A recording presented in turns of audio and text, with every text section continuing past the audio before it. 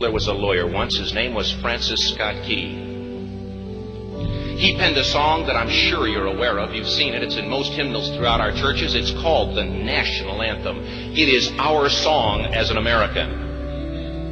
We go, however, to a ball game. We stand in our church services and we sing the words of that song, and they float over our minds and our lips, and we don't even realize what we're singing. Most of us have memorized it as a child, but we've never really thought about what it means. Let me tell you a story.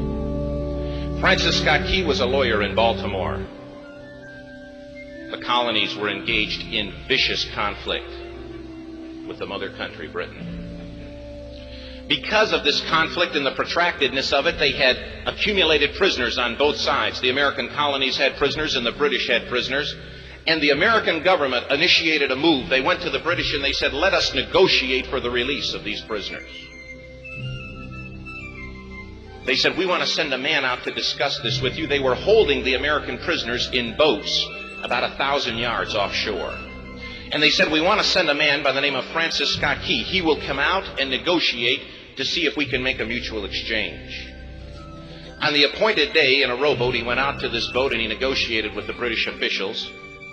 And they reached a conclusion that men could be exchanged on a one-for-one basis. Francis Scott Key, jubilant with the fact that he'd been successful, went down below in the boats, and what he found was a cargo hold full of humanity, men. And he said, men, I've got news for you tonight. You're free. He said, tonight I have negotiated successfully your return to the colonies. He said, you'll be taken out of this boat, out of this filth, out of your chains.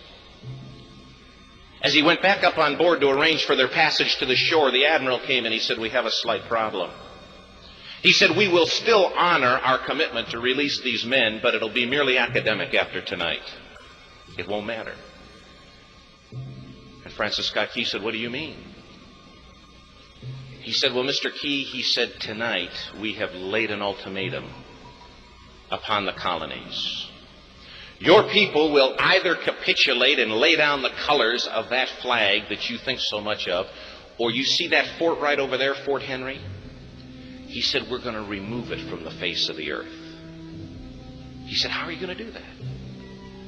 He said, if you will, scan the horizon of the sea. And as he looked, he could see hundreds of little dots. And he said, that's the entire British war fleet. He said, all of the gunpowder, all of the armament is being called upon to demolish that fort. It will be here within striking distance in a matter of about 2.5 hours.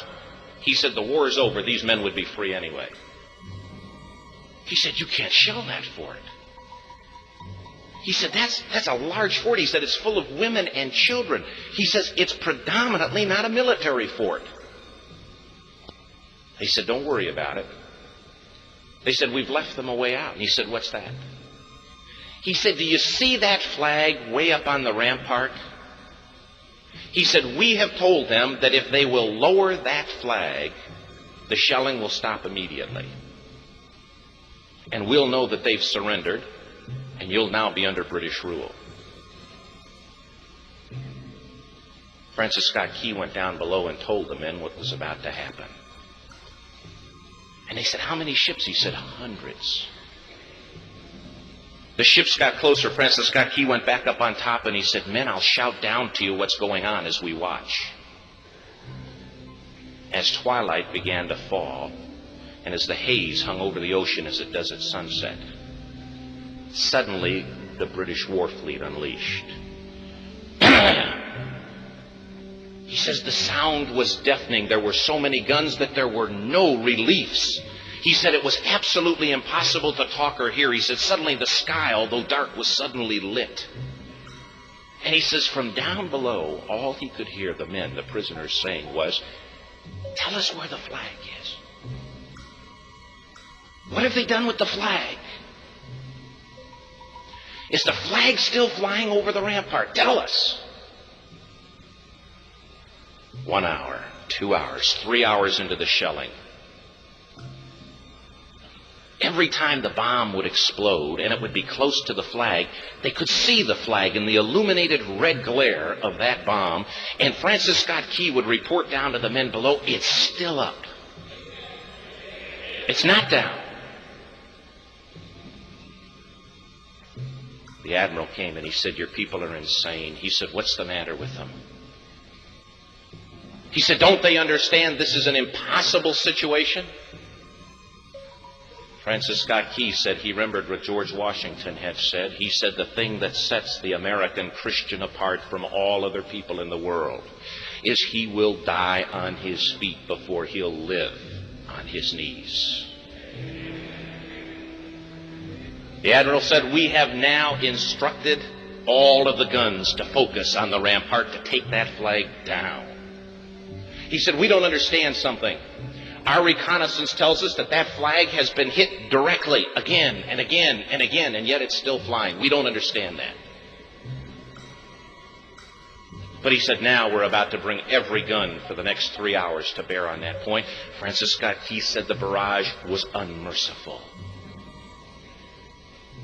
All that he could hear was the men down below praying. The prayer, "God, keep that flag flying where we last saw it." Sunrise came. He said there was a heavy mist hanging over the land, but the rampart was tall enough. There stood the flag, completely nondescript, in shreds. The flagpole itself was at a crazy angle, but the flag was still at the top. Francis Scott Key went aboard and immediately went into Fort Henry to see what had happened. And what he'd found had happened was that that flagpole and that flag had suffered repetitious direct hits. And when it had fallen, but men, fathers, who knew what it meant for that flag to be on the ground, although knowing that all of the British guns were trained on it, walked over and held it up humanly until they died. Their bodies were removed and others took their place. Francis Scott Key said what held that flagpole in place at that unusual angle were patriots' bodies. He penned the song, "Oh, say can you see by the dawn's early light what so proudly we hailed at the twilight's last gleaming? Or the rocket's red glare, the bombs bursting in air, gave proof through the night that the flag was still there. Oh, say, does that star-spangled banner yet fly and wave o'er the land of the free and the home of the brave?" The debt was demanded. The price, it was paid.